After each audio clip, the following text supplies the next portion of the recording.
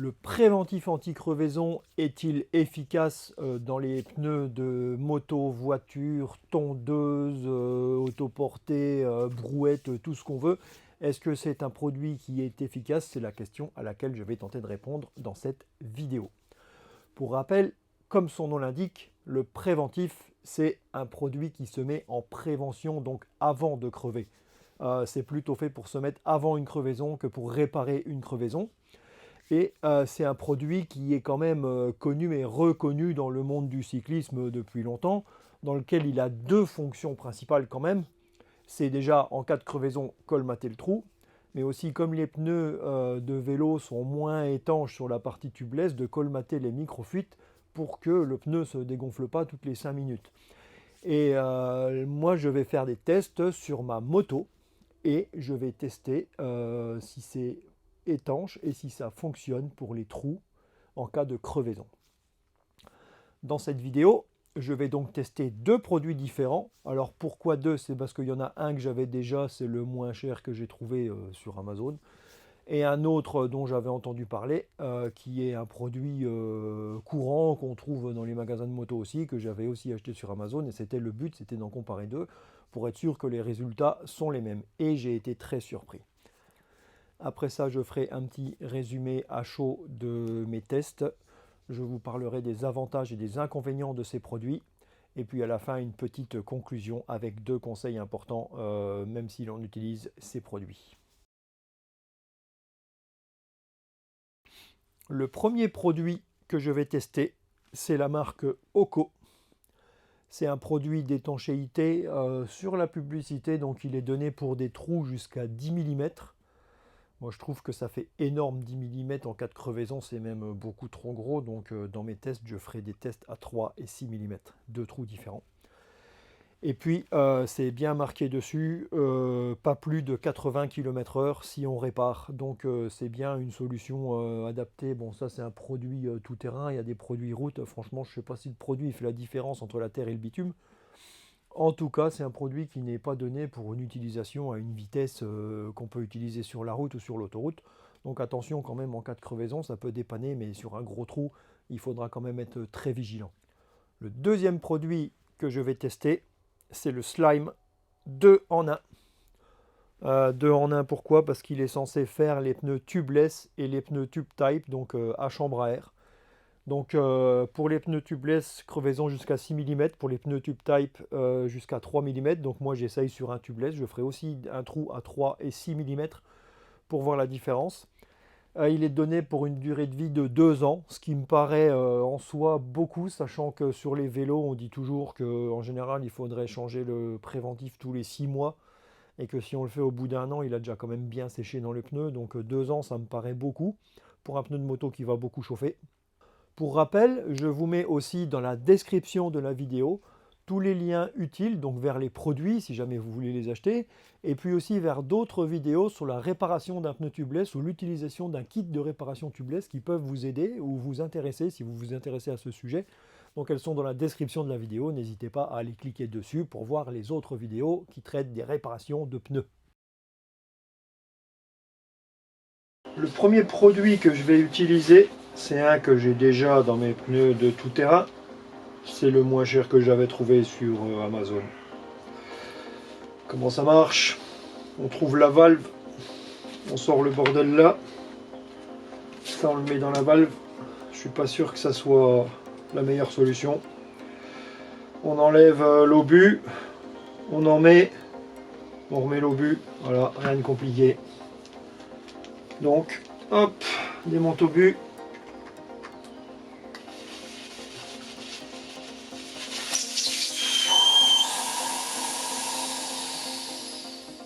Si je fais comme ça va dégueuler, c'est trop grand. Alors, ma technique perso. Ok. Bon, le produit, la consistance, c'est un peu... J'ai une seringue de 60 ml, une grosse seringue, avec un petit bout de durite. Et... Alors... Il était préconisé à peu près 25 ml dans un pneu de moto. Vu que ceux-là c'est des très petits pneus, je vais mettre 3 doses 180 ml. Je pense que c'est... Ah, tu vois, ça va même pas... Est-ce que ça va si je fais ça? Ouais, si, ça va quand même. Voilà.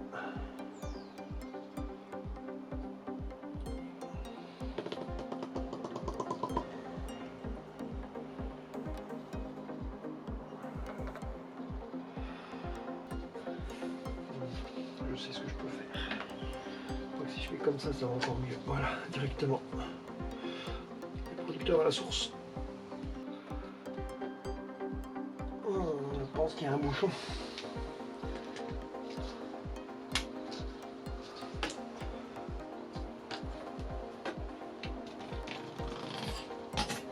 Tiens, hop. Comme l'essuyer, dégueulasse.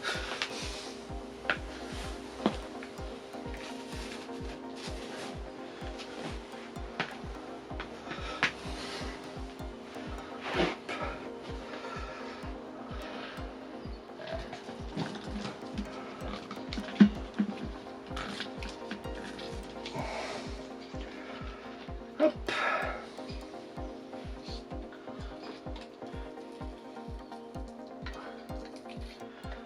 Voilà, avec une seringue ça va beaucoup mieux.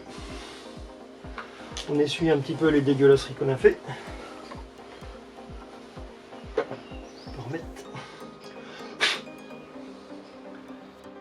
Voilà.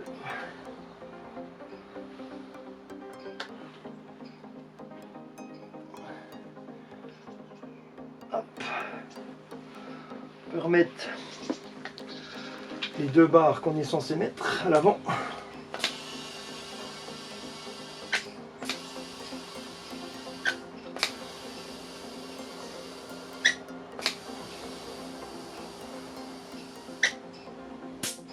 Hop. Allez, deuxième produit, donc je le mets à l'arrière, le slime qui va pour les pneus avec ou sans chambre. Je ne sais pas ce que ça change en soi, mais bon.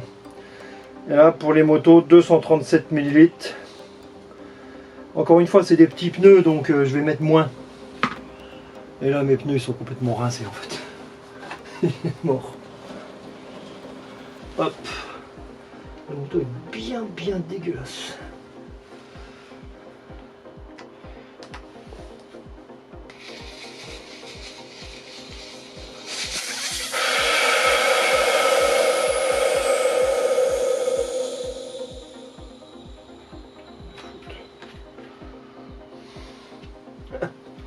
Il faut le mettre celui-là, tiens.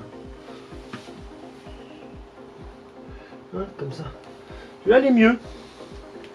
Par contre la quantité, on n'en sait rien quoi.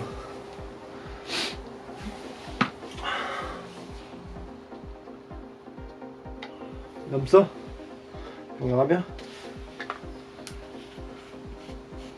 Donc je reprends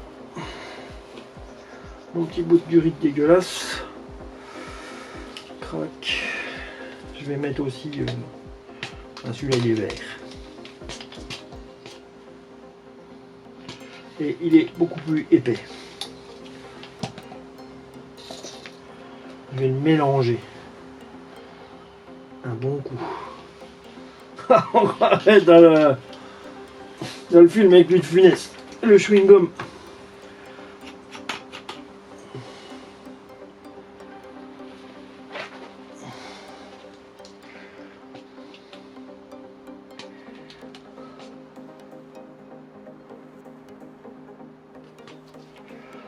Ouais, alors celui-là c'est pas gagné. C'est pas gagné parce que si je fais comme ça, j'arriverai jamais à le mettre dedans. Il faut... On va essayer comment on va faire. 946 ml, évidemment c'est pas un litre. Donc 25, un pneu de moto, un quart à peu près. On va en mettre un petit peu, puis on verra bien. On va mettre une quantité approximative. De toute façon, je pense pas que ça changera grand chose à la vie du truc. Ah, pour le mettre, c'est mieux déjà.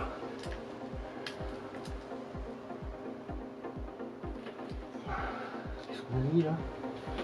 Alors, on met une pétée. Voilà. On va dire que c'est génial.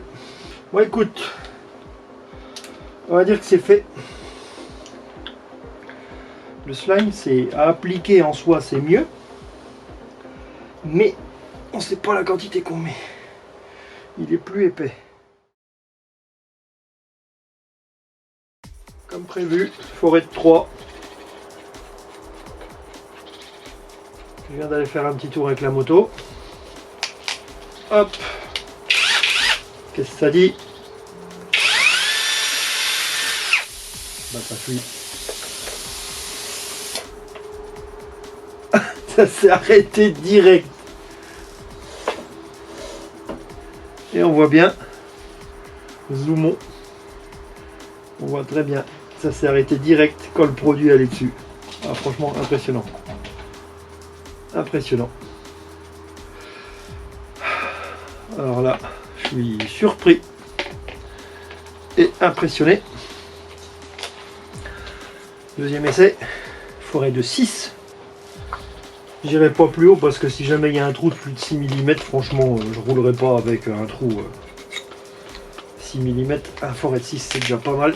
Alors, je vais faire un autre trou à côté. On verra bien.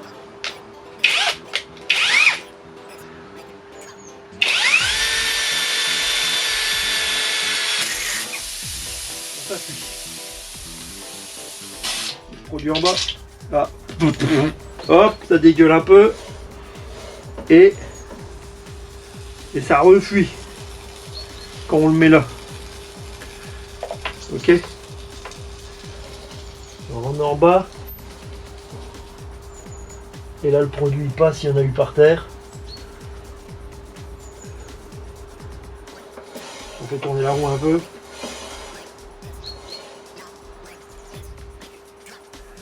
Et ben voilà. 6 mm c'est relativement étanche on va dire. Je pense qu'en roulant ça pourrait le faire. On voit que ça sort encore un peu. Mais effectivement ça a l'air de fonctionner. C'est la belle surprise. Deuxième essai, ce coup-ci c'est le slime à l'arrière. Je remets mon forêt de 3. On voit que quand on crève, on perd du produit et de la pression d'air forcément.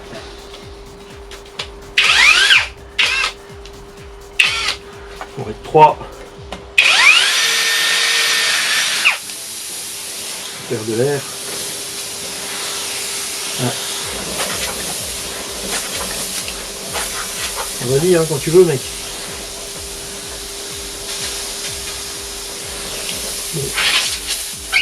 Bah, le trou est là.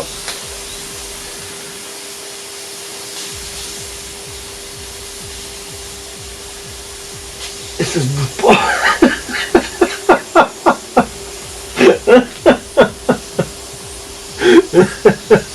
Ça se bouge pas. Ah putain. Qu'est-ce que c'est ce bordel?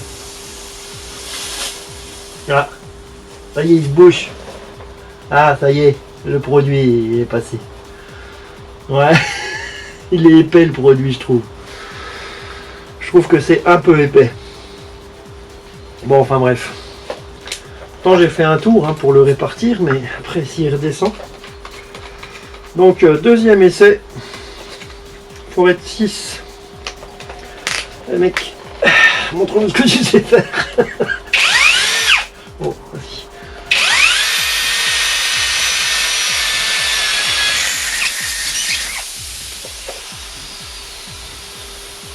Allez, vas-y, trouve du produit.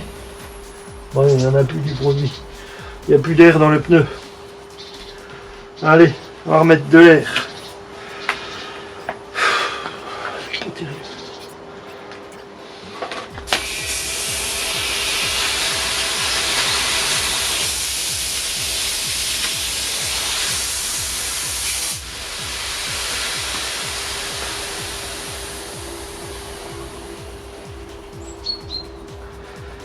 Le produit là qui est épais, il a peut-être beaucoup plus de mal à se répartir.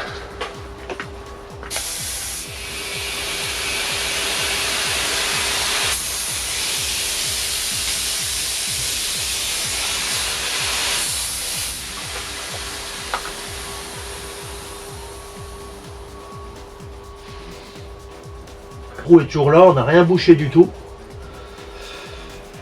Ouais. On va lui laisser une dernière chance. Il dirait qu'il n'a peut-être pas assez du produit. Ah si, j'en ai un. Quand même. Allez. On en remet une sproute. Hop.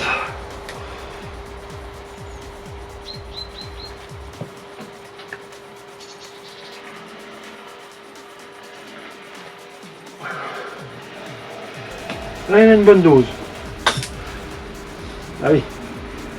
Là, il y en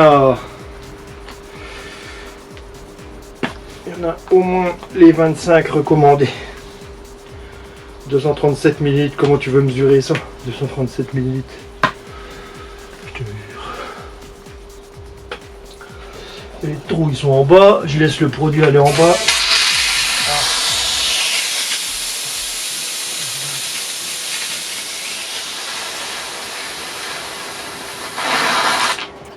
Ah, ça veut colmater? Rien colmater du tout.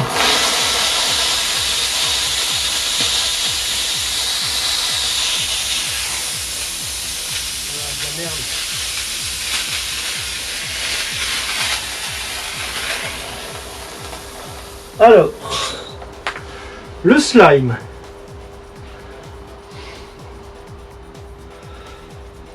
Eh ben c'est de la merde. C'est de la merde. Rien colmaté du tout. Allez, eh ben je suis très surpris. Voilà, le slime il y a tout par terre. Et ça n'a rien bouché du tout. Et l'autre, on voit qu'il y a une toute petite tache ici. Et il a très bien fonctionné. Par contre le slime, bah voilà, il y a tout qui est par terre, ça n'a rien bouché du tout. Les pneus, les trous sont pas colmatés. Le trou de 3 à peu près, le trou de 6 rien du tout. Le trou de 3 il est là. Le trou de 6 il est là.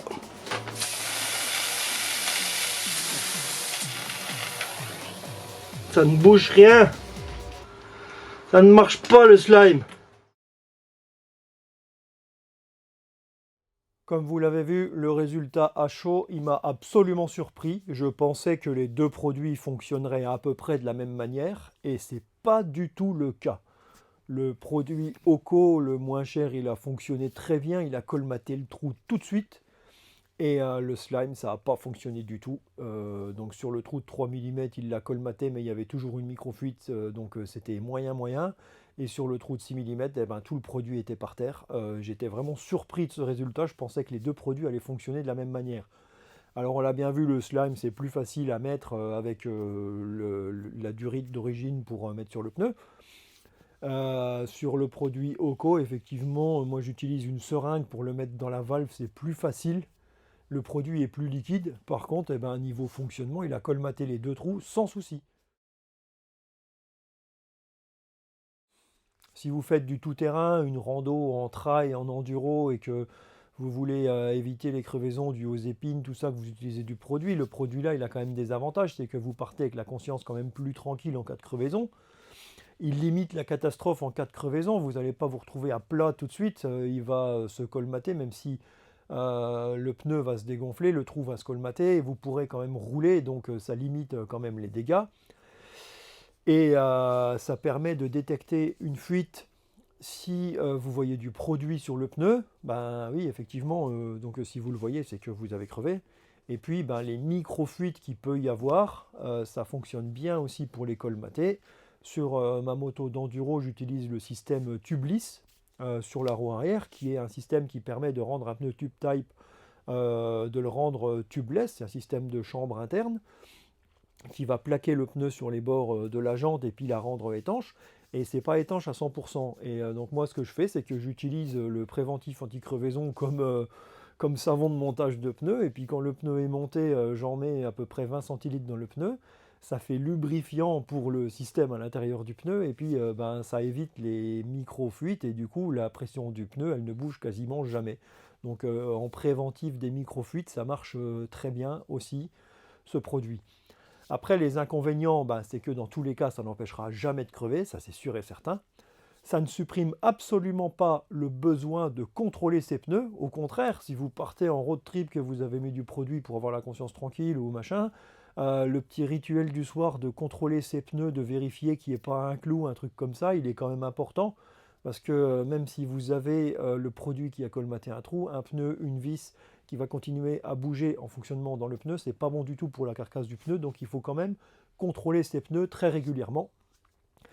Si vous allez après faire changer vos pneus, c'est quand même sympa de prévenir le monteur de pneus que vous avez mis du produit dedans, qu'il sache à peu près à quoi s'attendre pour pas s'en foutre partout et puis qu'il fasse peut-être un peu plus attention à ça et au nettoyage aussi de la jante parce que ça demande quand même à être nettoyé.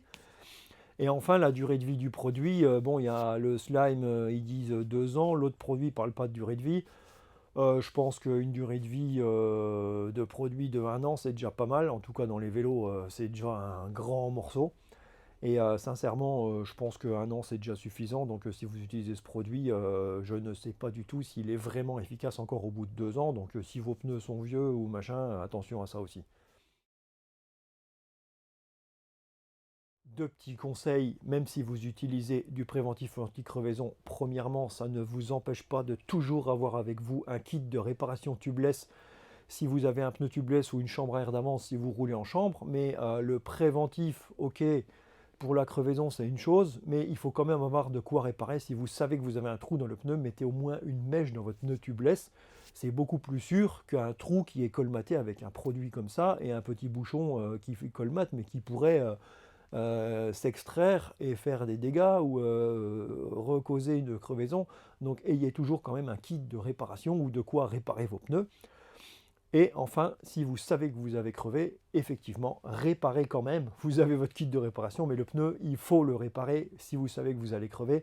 Ce n'est pas une solution de réparation, c'est une solution qui permet de rouler et de ne pas se retrouver à plat en étant surpris, mais si vous savez que vous avez crevé, même avec du préventif, réparez votre pneu, c'est très important.